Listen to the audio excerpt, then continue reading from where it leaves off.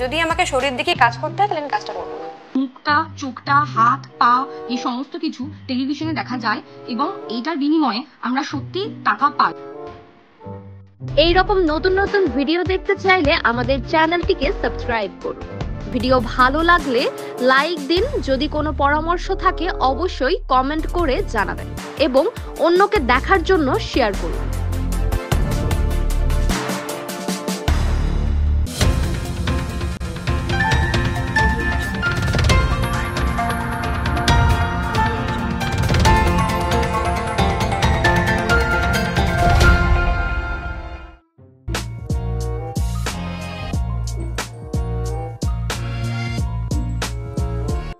এক অভিনেত্রী আরেক নায়িকাকে প্রশ্ন করে, কি বেচে নায়িকা হয়েছ? তা হলো শ্বেতাকে নিয়ে আপত্তিকর মন্তব্য এই অভিনেত্রীর।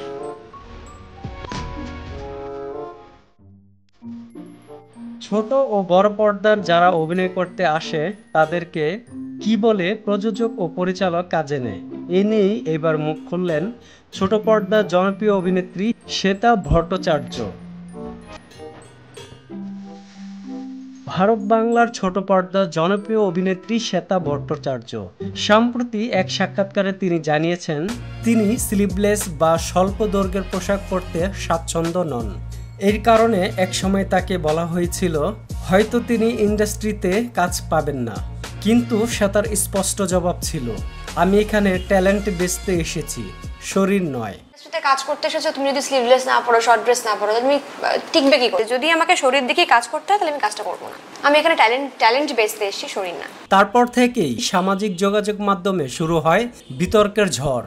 শ্বেতার নাম না করে ফেসবুকে ধারাবাহিকভাবে কটাক্ষ করতে থাকেন টেলিভিশনের আরেক অভিনেত্রী সৌমি পাল। একটি পোস্টে তিনি লেখেন, চাইলে সবাই সাই পল্লবী হতে পারে না, তুমি দর্শককে এইসব গল্প বলতে পারো, তবে ইন্ডাস্ট্রির মানুষ জানে তুমি এতদিন কি বেচে নায়িকা হয়েছ, যত নাটক। এই মন্তব্যটি ঘিরে নেটিজেনদের মধ্যে ব্যাপক আলোচনা শুরু হয়। শ্বেতার অনুরাগীরা সরাসরি সৌমিকে জবাব দিতে থাকেন সেই পোস্টের কমেন্টস বক্সেই। শ্বেতার ভক্ত ও অনুরাগীদের সমালোচনার মুখে পড়ে ফেসবুক লাইভে আসেন সৌমি। সেখানে তিনি বলেন, আমার লেখায় কারো নাম উল্লেখ করিনি, তবে যদি কেউ মনে করেন আমি কাউকে উদ্দেশ্য করে লিখেছি সেটা তাদের সমস্যা। আমি কাউকে উদ্দেশ্য করে কোনো খারাপ কথা বলেছি সেটা তাহলে তাদের চিন্তা ভাবনার প্রবলেম, আমার নয়। সৌমি আরো জানান, অভিনয় পেশায় সৌন্দর্য ও শারীরিক গঠন গুরুত্বপূর্ণ ভূমিকা রাখে। তার বাসায় আমাদের চোখ, মুখ, হাত, পা টেলিভিশনে দেখা যায়। এই সৌন্দর্যের বিনিময়ে আমরা পারিশ্রমিক পাই, তবে শরীর বিক্রি মানে কারো সঙ্গে আপোষ করা নয়। আমরা আমাদের সৌন্দর্য বিক্রি করে খাই।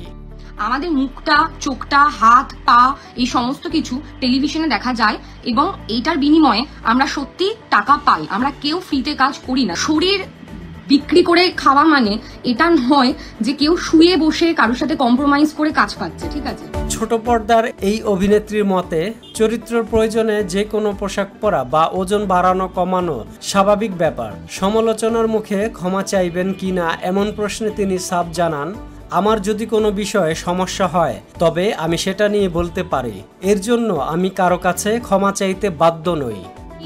কেউ যদি এটা ভাবে যে আমি কাউকে উদ্দেশ্য করে কোনো খারাপ কথা বলেছি সেটা তাহলে তাদের চিন্তা ভাবনার প্রবলেম, আমার নয়। সৌমি পালের লাইভের পরও সামাজিক যোগাযোগ মাধ্যমে কটাক্ষের ঝড় থামেনি। নেটিজেনদের একাংশ এখনো সৌমির এই ধারাবাহিক মন্তব্যের সমালোচনা করে চলেছেন। ফিল্ম ইন্ডাস্ট্রিতে এটা নতুন কিছু না, বলিউডের অভিনেত্রীদের মধ্যেও হয়ে থাকে।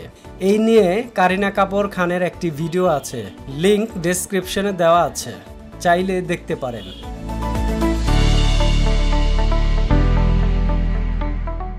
এই রকম নতুন নতুন ভিডিও দেখতে চাইলে আমাদের চ্যানেলটিকে সাবস্ক্রাইব করুন। ভিডিও ভালো লাগলে লাইক দিন, যদি কোনো পরামর্শ থাকে অবশ্যই কমেন্ট করে জানাবেন এবং অন্যকে দেখার জন্য শেয়ার করুন।